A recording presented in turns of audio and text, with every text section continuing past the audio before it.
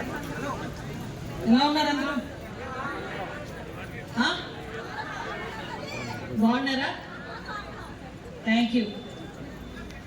మీరందరూ మంచి మనసుతో, పెద్ద మనసుతో, మీ ఇంటి ఆడపడుచుగా, మీ ఇంట్లో ఒక ఆడపిల్లని గెలిపించినట్టుగా ప్రతి ఒక్కరు ముందుకు వచ్చి మీ కుటుంబంతో సైతం మా అనితమ్మ రావాలి, చంద్రబాబు నాయుడు గారు రావాలి, పవన్ కళ్యాణ్ గారు గెలవాలి, ఈ కూటమి గెలవాలి అని ఆశీర్వదించి మమ్మల్ని అందరినీ కూడా ఒక మంచి మెజార్టీస్తో, ఏ రోజు పాయకరావుపేట నియోజకవర్గంలో రాని మెజార్టీతో సుమారుగా 44,000 మెజార్టీతో గెలిపించడమే కాకుండా మీ అందరి ఆశీర్వాదంతో, గౌరవ చంద్రబాబు నాయుడు గారు, పవన్ కళ్యాణ్ గారు ఆశీర్వాదంతో ఈరోజు మీ అందరి ముందుకి కూడా ఒక హోంశాఖ మంత్రిగా, ఒక డిజాస్టర్ మేనేజ్మెంట్ మంత్రిగా మిమ్మల్ని మీ అందరి ఎదురుగా నుంచునే అవకాశం కలగజేసిన నా పాయకరావుపేట నియోజకవర్గ ఆడపడుచులకి, పెద్దలకి, పాయకరావుపేట నియోజకవర్గ తెలుగుదేశం పార్టీ, జనసేన, బీజేపీ కుటుంబ సభ్యులకి, ఇక్కడున్న అధికారులు అందరికీ కూడా పేరు పేరున ధన్యవాదాలు, నమస్కారాలు తెలియజేసుకుంటున్నా.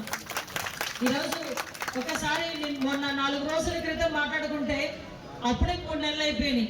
కరెక్ట్గా చూసుకుంటే చంద్రబాబు నాయుడు గారు మేమందరం కూడా ప్రమాణ స్వీకారం చేసి కరెక్ట్గా ఈ రోజుకి 100 రోజులు.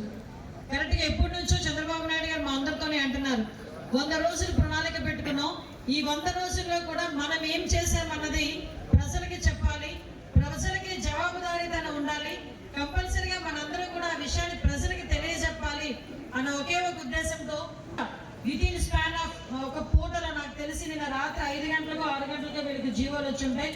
వితిన్ ఈ టైంలోని కూడా ఇంత ఇమీడియట్ గా మిమ్మల్ని అందరినీ కూడా ఇక్కడ గ్యాదర్ చేయడమే కాదు, మిమ్మల్ని అందరినీ కూడా ఈ కార్యక్రమానికి ఆహ్వానించి, ఇక్కడున్న వేదిక మీద ఉన్న పెద్దలందరినీ కూడా ఆహ్వానించి ఈ కార్యక్రమాన్ని జయప్రదం చేస్తున్నందుకు ప్రత్యేకంగా డిపార్ట్మెంట్ వాళ్ళకి, అదేవిధంగా ఈ కార్యక్రమానికి నాతో పాటు ముఖ్య అతిథులుగా విచ్చేసిన మన ఎంపీపీ గారు, వైస్ ఎంపీపీ గారికి, అదేవిధంగా స్టేజ్ని అలంకరించిన ఎంపీటీసీ సభ్యులకి, అదేవిధంగా ప్రజల గౌరవనీయులు గెడం బుజ్జి గారికి, అదేవిధంగా తోట నగేష్ గారికి, అదేవిధంగా పార్టీ అధ్యక్షులకి చిట్టిబాబు గారికి, శ్రీని గారికి, ఇంకా 4 మండల పార్టీ అధ్యక్షులు, 4 మండల జనసేన పార్టీ అధ్యక్షులు, అదేవిధంగా బీజేపీ అధ్యక్షులు అందరికీ కూడా, రవివర్మ గారికి అందరికీ కూడా పేరు పేరున ధన్యవాదాలు.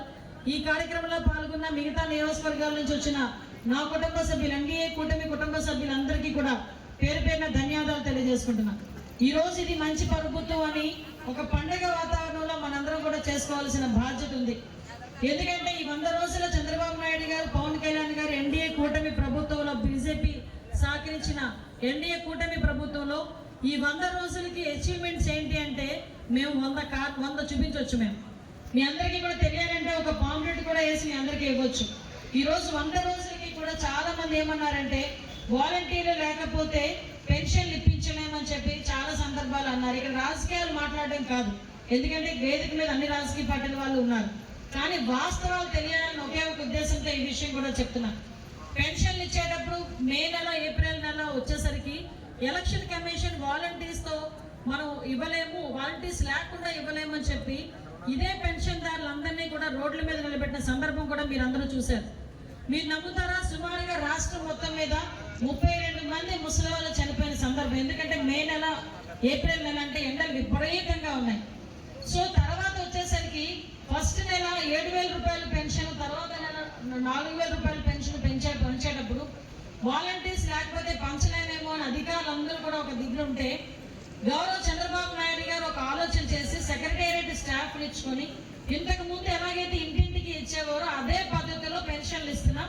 అన్నీ కూడా ఒకే రోజు జరగాలి. ప్రతి ఒక్క నియోజకవర్గంలోని కూడా ఆ ఎమ్మెల్యేలైనా, మంత్రులైనా నియోజకవర్గంలో ఉండి దగ్గరుండి ఇవ్వండి అని చెప్తే మీరు నమ్ముతారా? ఒకే ఒక రోజు 90% మేరకు ఇంటింటికి తీసుకెళ్లి పెన్షన్ ఇచ్చిన ఘనత కూడా ఈరోజు ఈ గవర్నమెంట్కి చెల్లుతుంది.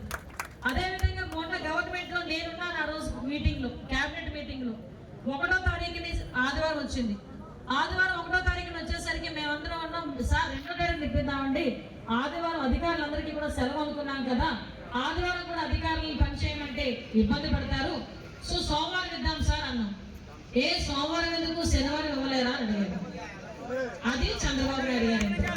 31వ తారీఖుకే ప్రతి ఒక్కరికి కూడా ఇంటికి వచ్చి చూసే సందర్భం. అమ్మ మీరు ఎట్లేగలము, మీరు కొంచెం మా మధ్యలోకి వెళ్ళండి ప్లీజ్. నేనే చెప్పాను కూర్చోండి, కూర్చొని చేస్తాం. ఓకే. అంటే వాళ్ళు ఉంటేనే 20 లక్షల ఉద్యోగాలు కంపల్సరీగా చేస్తామని చెప్పి ఆ రోజు గౌరవ చంద్రబాబు నాయుడు గారు లోకేష్ గారు చెప్పిన తర్వాత